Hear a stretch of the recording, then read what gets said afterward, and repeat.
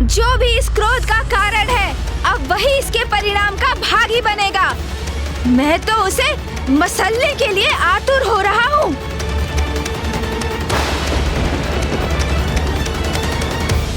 किंतु वो स्थान तो बहुत दूर प्रतीत हो रहा है। समय से मैंने एक टोकरी मोदक तक नहीं चखे। ऐसे में वहाँ जाऊंगा कैसे? मूषक जी को बुलाता हूँ।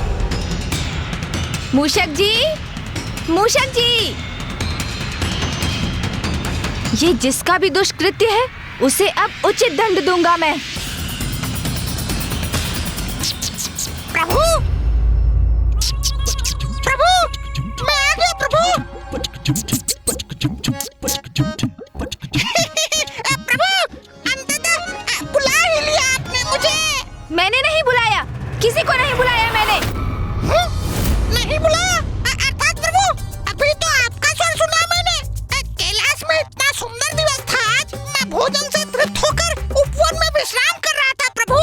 आकाश में मेघों की सुंदर आकृतियां देखकर प्रकृति का आनंद लेते हुए मैं बस निद्रा में खोने ही वाला था, और तभी आपके स्वर मेरे कानों में गूंजा। मूषक जी, मूषक जी!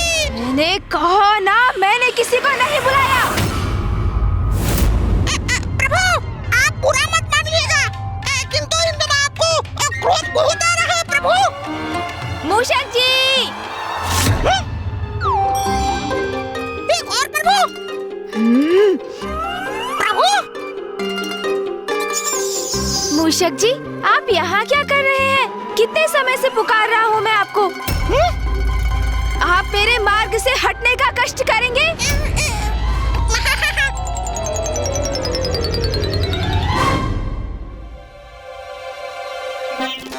प्रभु, कैसी माया है ये? आप हैं या वो आप हैं? मूषक जी, हम दोनों ही मैं हूँ। अब चलिए, शीघ्र हमें कहीं पहुँचना है। मैं आपको मार्ग में सब कुछ समझा दूंगा। उचित है प्रभु, जैसे आपकी आज्ञा। हाँ मूषक जी, अब शीघ्रता कीजिए। आइए प्रभु, विराजिए।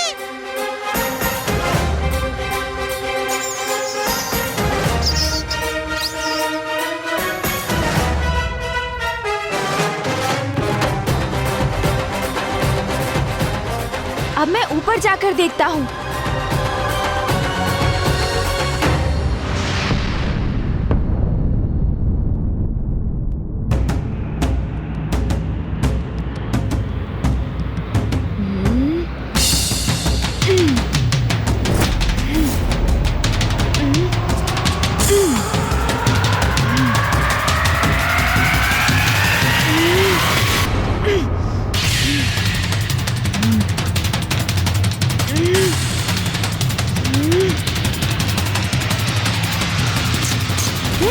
मैं भी जानने का प्रयास करता हूँ प्रभु।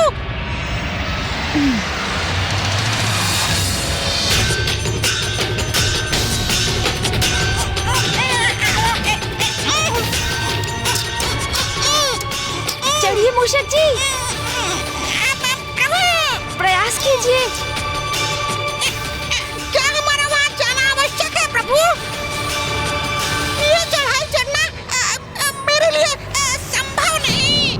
और थोड़ा बल लगाइए मूषक जी, साहस रखिए, तभी चढ़ना संभव हो पाएगा।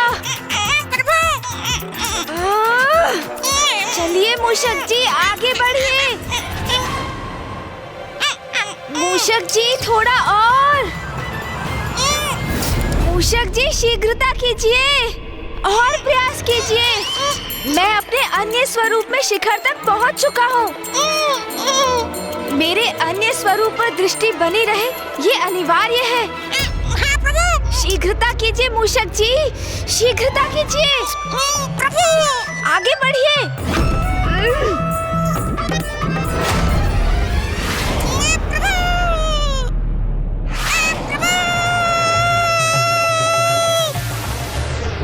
अरे अरे मूषक जी, क्षमा कीजिए प्रभु, मैं क्षमा मांगता हूँ। मूषक जी, आप आहत तो नहीं हुए ना?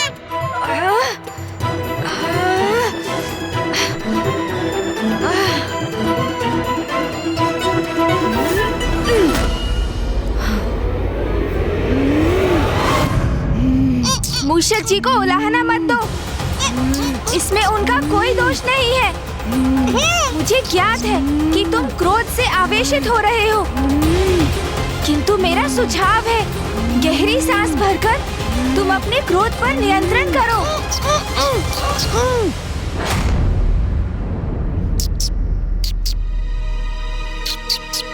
स्मरण रखना, हम तुम्हारे क्रोध से उस स्रोत तक पहुंचना चाहते हैं। इस क्रोध को स्वयं पर हावी मत होने दो, क्योंकि ये क्रोध तुम्हारा मूल स्वभाव नहीं है।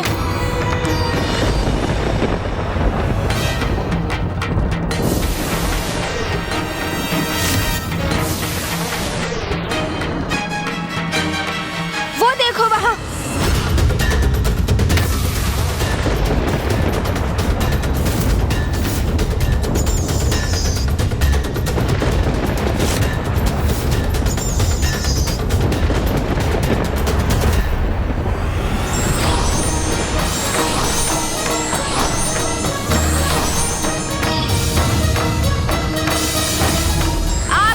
मनोहर रूप पर जिसकी भी दृष्टि पड़ेगी चंद्रदेव, वो कलंकित हो जाएगा।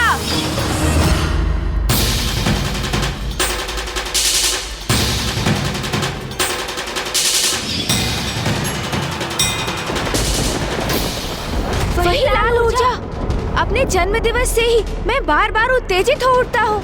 हाँ, मुझे भी बड़ा विचित्र आभास हुआ, जैसे कोई बाहरी ऊर्जा मेरे भीतर प्रवेश कर रही है। प्रतीत होता है कि जो हमारे क्रोध के मूल में ऊर्जा है, हमें उसका स्रोत प्राप्त हो गया है। जो भी हो, मैं तो बस इतना चाहता हूँ कि मुझे एक ही समय पर प्रभु के इन दोनों रूपों का वाहन ना बनना पड़े। जब हम इस स्रोत तक पहुँच ही गए हैं, तो आगे बढ़कर इसका निरीक्षण भी कर लेते हैं।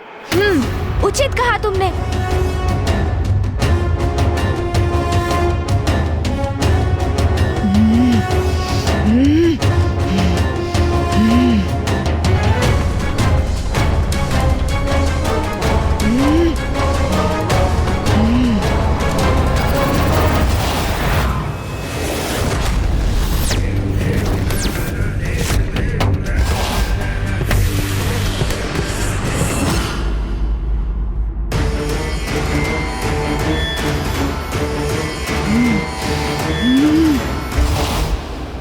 मुझे अपने क्रोध को नियंत्रण में रखना ही होगा।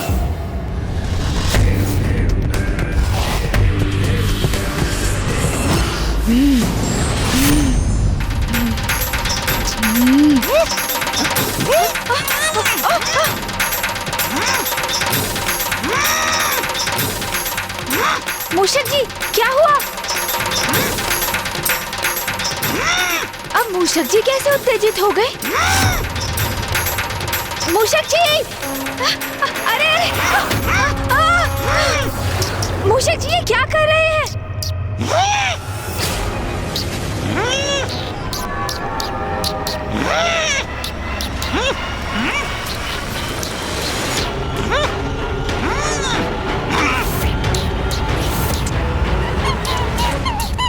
मूषक जी, प्रतीत होता है आप भी किसी के प्रभाव में आकर अपना मूल स्वभाव खो बैठे हैं। इस खरे को क्षति मत पहुंचाइए मूषक जी, जाने दीजिए इसे। मूषक जी, यदि आपने इस निरीह प्राणी को तनिक भी क्षति पहुंचाई, तो आप अपने संपूर्ण जीवन में स्वयं को क्षमा नहीं कर पाएंगे। इसलिए अपने नेत्र बंद कीजिए, गहरी श्वास लेकर अपने क्रोध को शांत कीजिए और जाने दीजिए इस वंचर खरे को।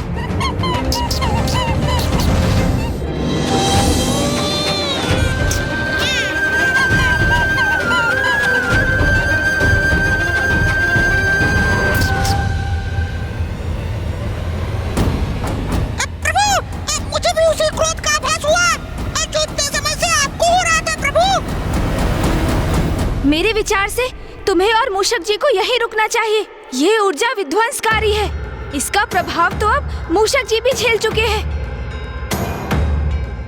यदि तुम सब और आगे बढ़े तो कदाचित इस ऊर्जा के प्रभाव से प्रभावित होकर कुछ अनिष्ट भी कर सकते हो। मैं ही आगे बढ़कर देखता हूँ क्या रहस्य है इसके पीछे। तब तक तुम यहीं रुको, उचित है। तब तक मैं और मूषक जी वहाँ से निगरानी रखेंगे।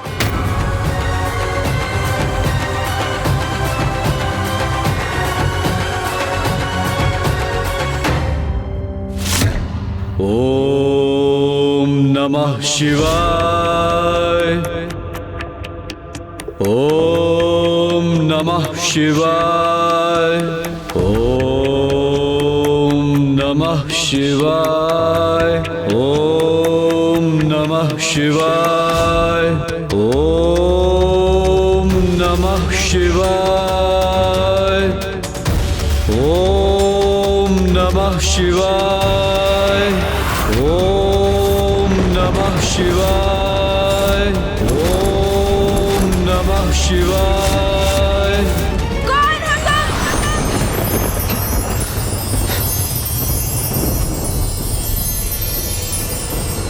कौन हो तुम? कौन हो तुम जो यहाँ आकर मेरे तप में व्यवधान डालने का दुस्साहस कर रहे हो? मैं गणेश।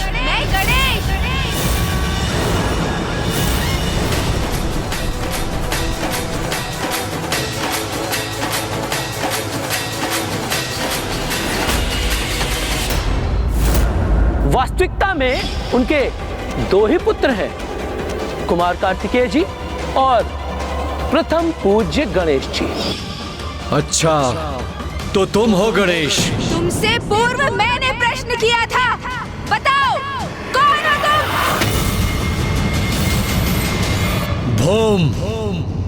भोम हूं मैं।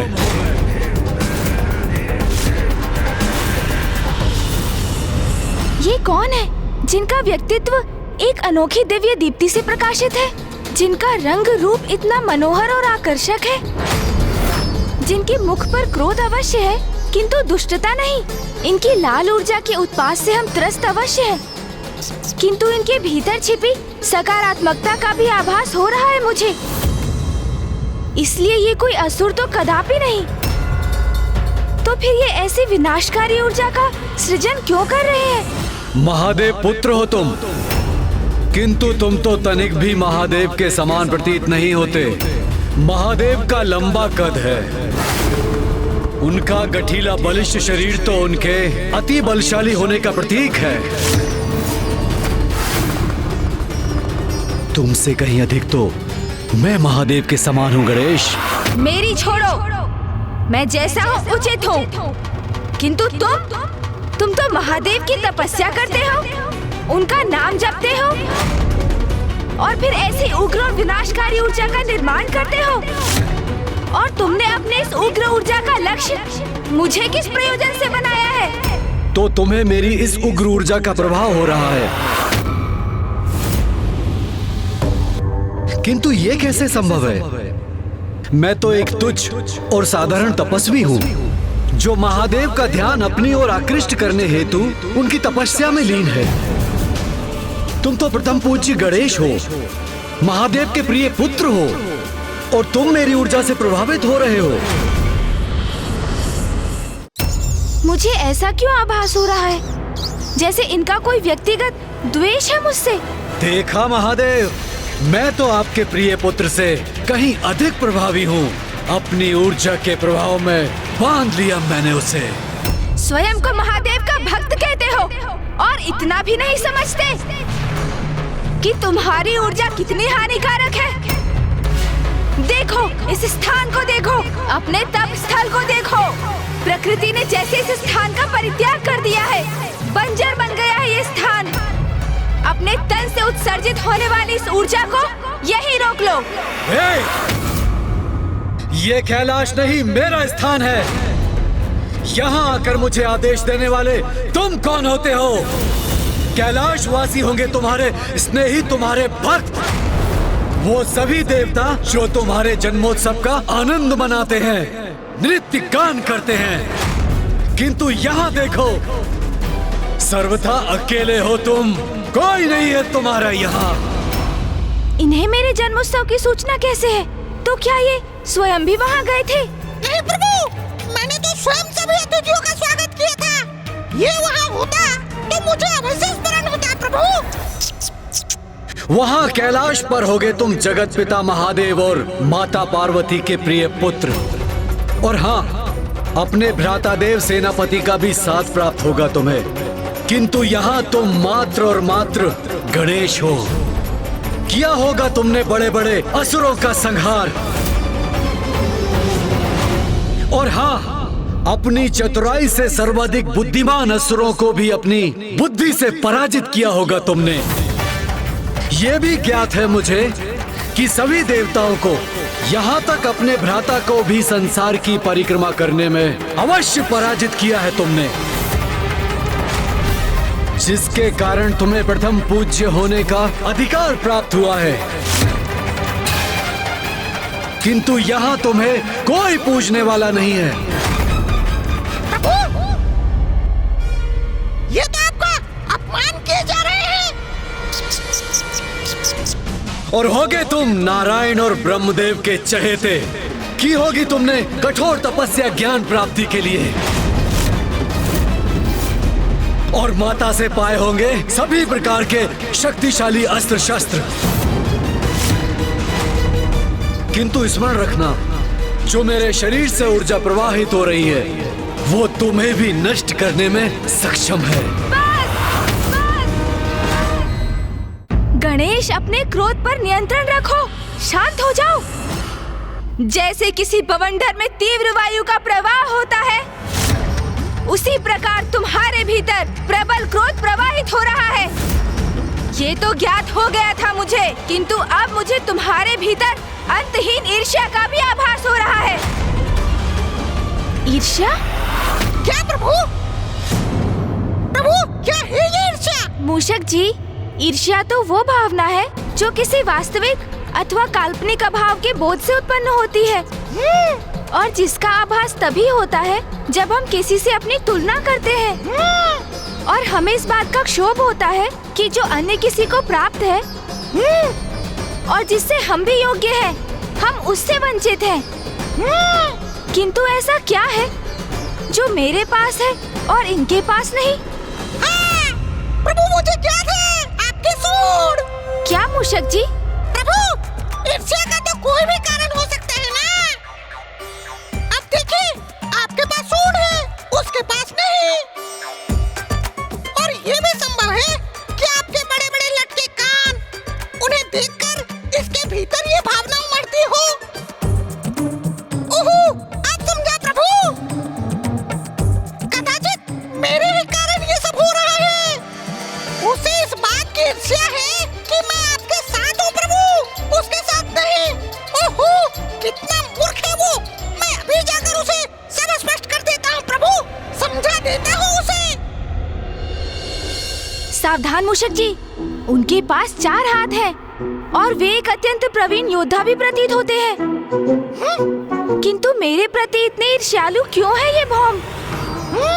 कौन है ये और क्या है इनका वास्तविक परिचय? मुझे तो ऐसा प्रतीत हो रहा है कि ये कोई सदात्मा ही है जिसे उनकी ईर्ष्या ने भटका दिया है। कदाचित ये ज्ञात करने के लिए मुझे ही वहाँ जाना होगा, और इससे भी अधिक ये ज्ञात करने कि वो मुझसे इतना क्रोधित क्यों है। प्रभु,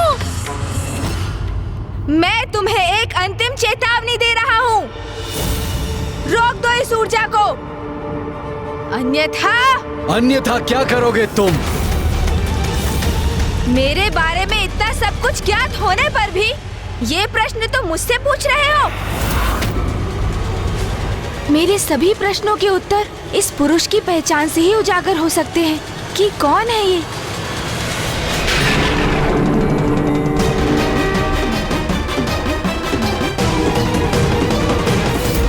मैं भूदेवी हूँ। मेरी अपनी कोई संतान नहीं। आपके श्वेत की जो बूंद मुझ पर गिरी, उसने इस बालक का रूप ले लिया। महादेव, आप उसे मेरे पुत्र के रूप में भेंट दे दीजिए। आज से तुम्हारा पुत्र कहलाएगा और तुम्हारे नाम से जुड़कर इसका नाम होगा भोम भोम। ये तो इसका मतलब है ये मेरे भ्राता है। प्रभु, कदाचित आपको इस ओर अपनी दृष्टि डालनी चाहिए। उस ओर देखिए प्रभु।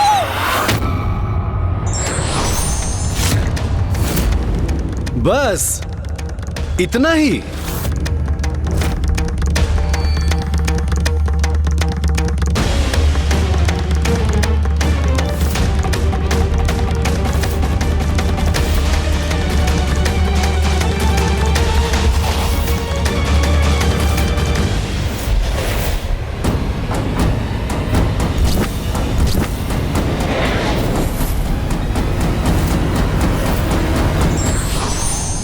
प्रणाम माता भूदेवी। आपने अपनी अंतर्दृष्टि से जो देखा वो सत्य है गणेश जी। भौम महादेव का पुत्र है।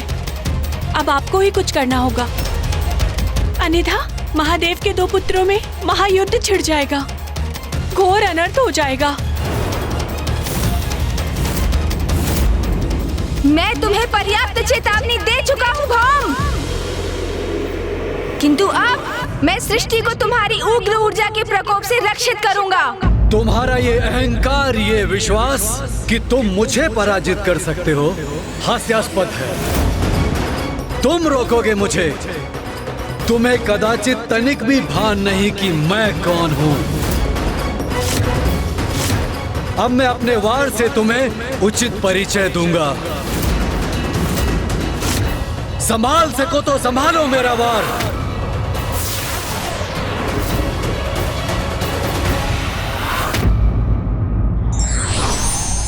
किसी भी अपरिचित परिस्थिति से सामना होने पर हमें सोच विचार कर शांतिपूर्वक प्रतिक्रिया करना चाहिए।